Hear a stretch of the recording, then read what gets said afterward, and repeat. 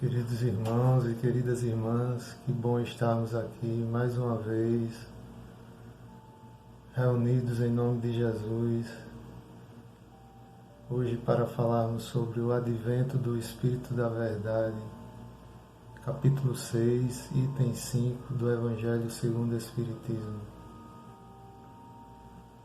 Que nossos corações permaneçam ligados ao nosso amado Mestre Jesus, para que possamos, da melhor maneira, compreender os seus ensinamentos.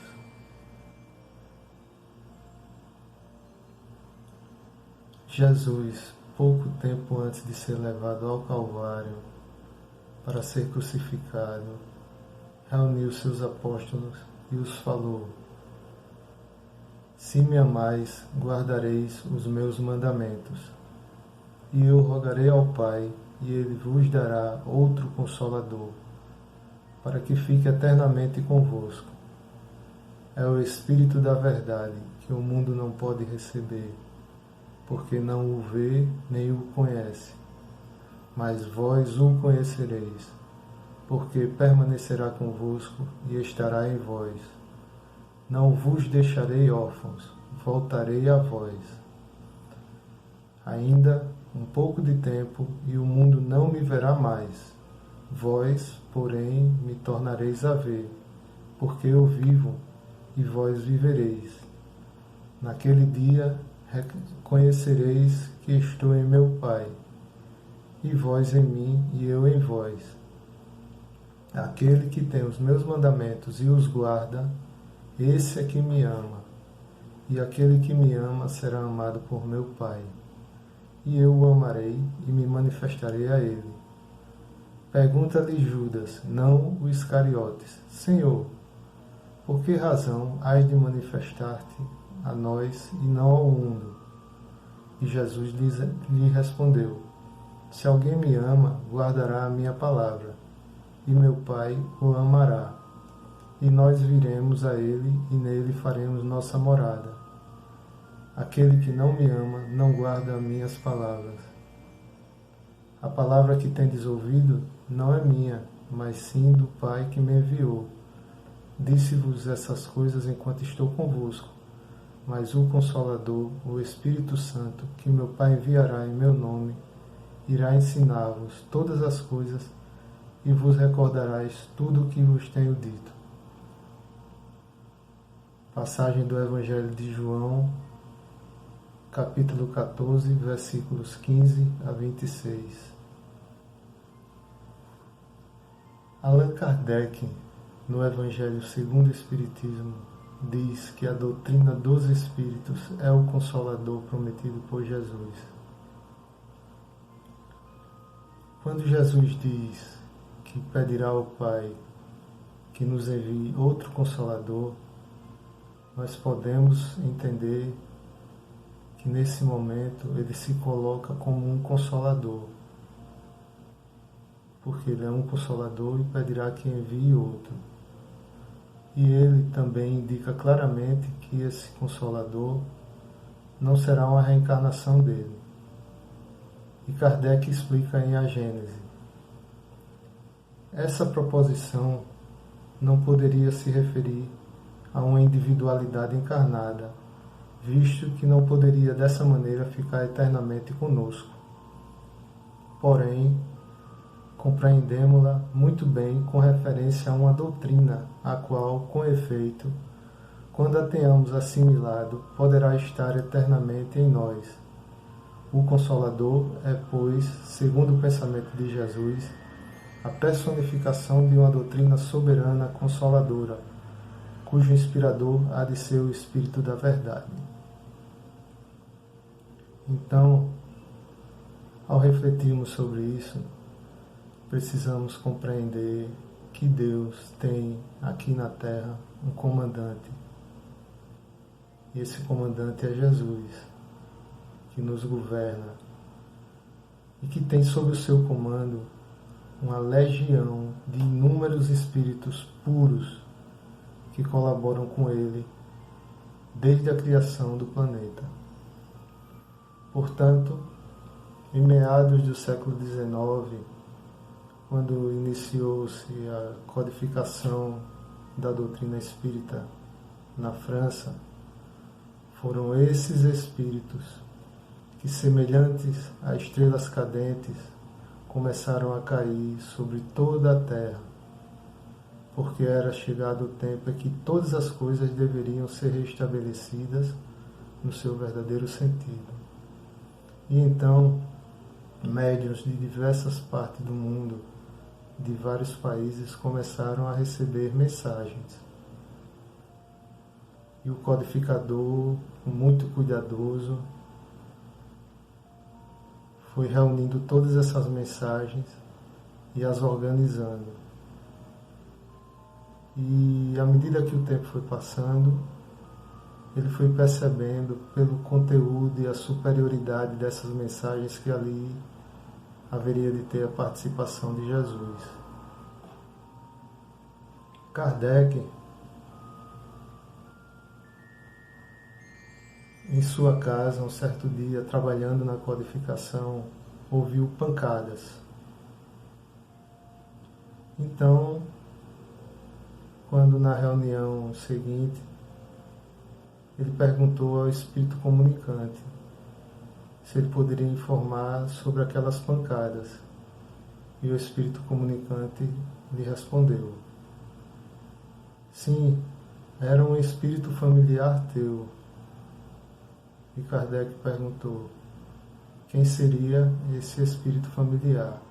E o espírito disse a ele: pode perguntar a ele mesmo, ele está aqui.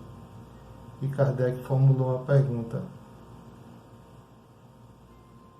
meu espírito familiar, quem quer que tu sejas, agradeço-te por me teres vindo visitar. Consentirás em dizer-me quem és? E o espírito familiar responde: para ti chamar-me-ei a verdade, e todos os meses aqui, durante um quarto de hora, estarei à tua disposição. Era o Consolador prometido por Jesus,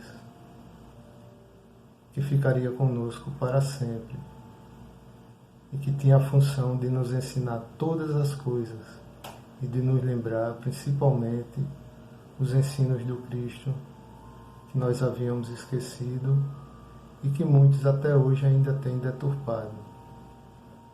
Por isso que no capítulo 6, item 5, do Evangelho segundo o Espiritismo, em Instruções dos Espíritos, o Espírito da Verdade nos diz: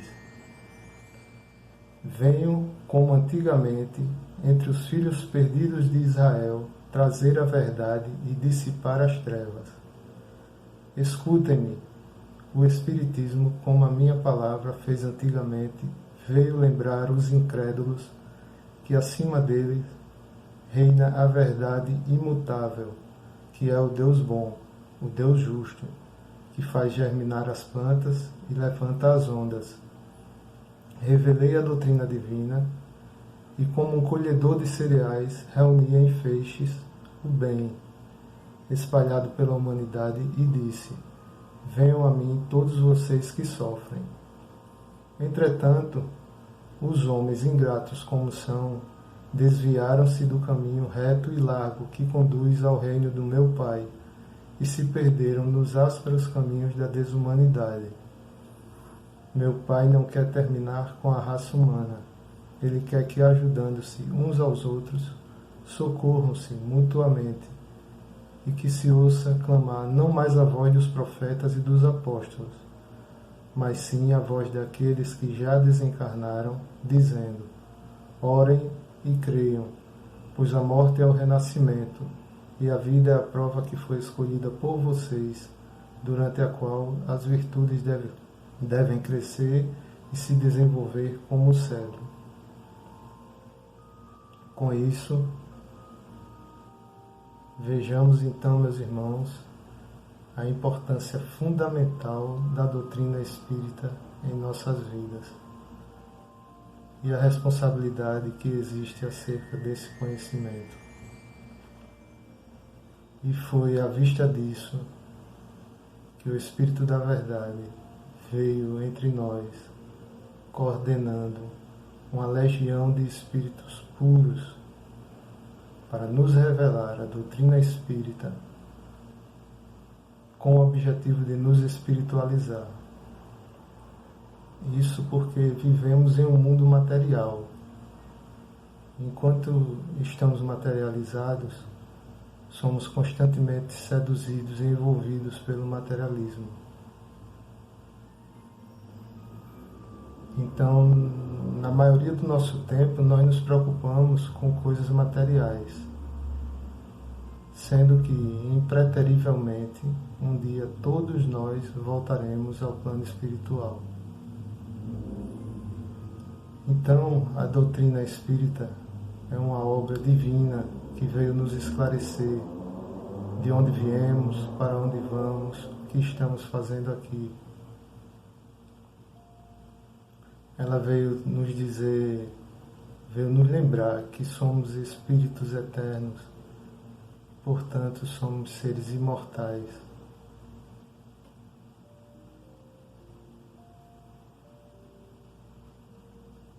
Veio nos lembrar também que o nosso roteiro é seguir Jesus, pois Ele é o caminho, a verdade e a vida.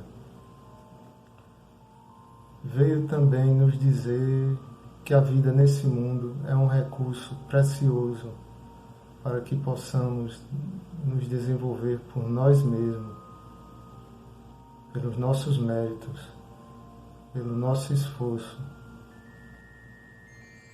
superando o domínio das paixões humanas e desenvolvendo nossas virtudes. E que é somente nos afeiçoando ao nosso amado Mestre que adentramos no serviço do bem. E quando nós nos dispomos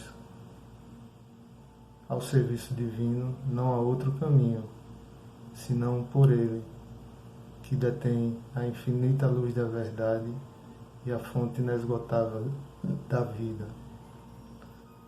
Por isso, meus irmãos, que devemos sempre nos manter em vigilância constante, procurando seguir o caminho reto, buscando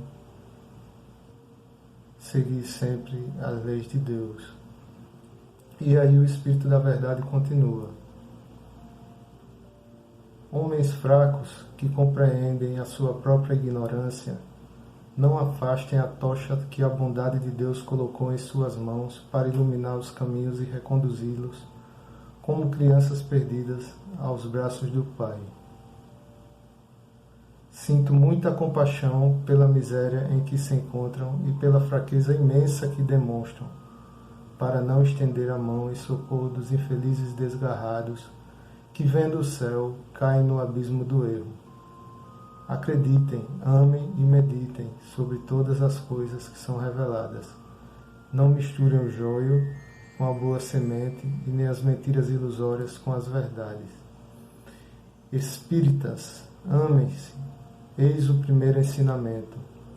Instruam-se, eis o segundo. Todas as verdades encontram-se no cristianismo.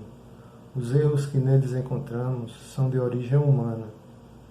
Do além-túmulo, que muitos acreditam vazio, vozes gritam: irmãos, a morte não existe.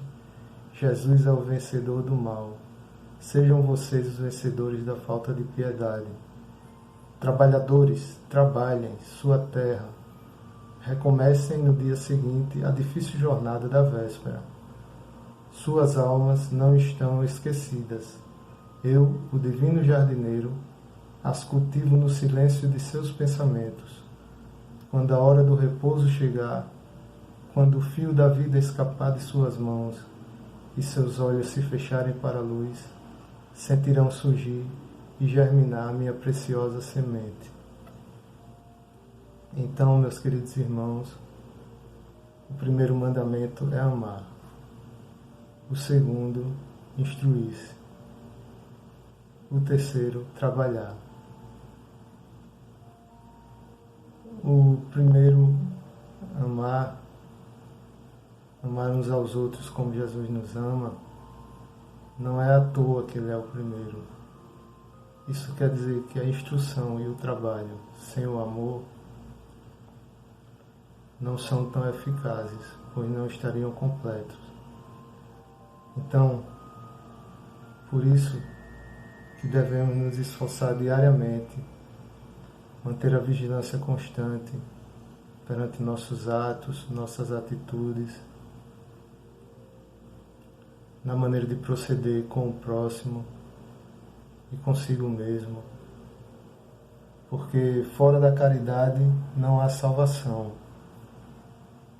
E é vivendo as sublimes lições do Cristo que nós iremos purificar o nosso espírito, desenvolver moralmente nosso espírito. E o melhor de tudo é sabermos que não estamos sós, porque temos uma falange de espíritos evangélicos entre nós, sob a égide do Espírito da Verdade. E todo aquele que viver o Evangelho irá desenvolver naturalmente todas as faculdades da alma e irá entrar em conexão direta com esses espíritos superiores. E assim, meus irmãos, sigamos em paz, buscando viver o Evangelho daquele que tanto nos ama e que espera pacientemente pelo nosso aperfeiçoamento.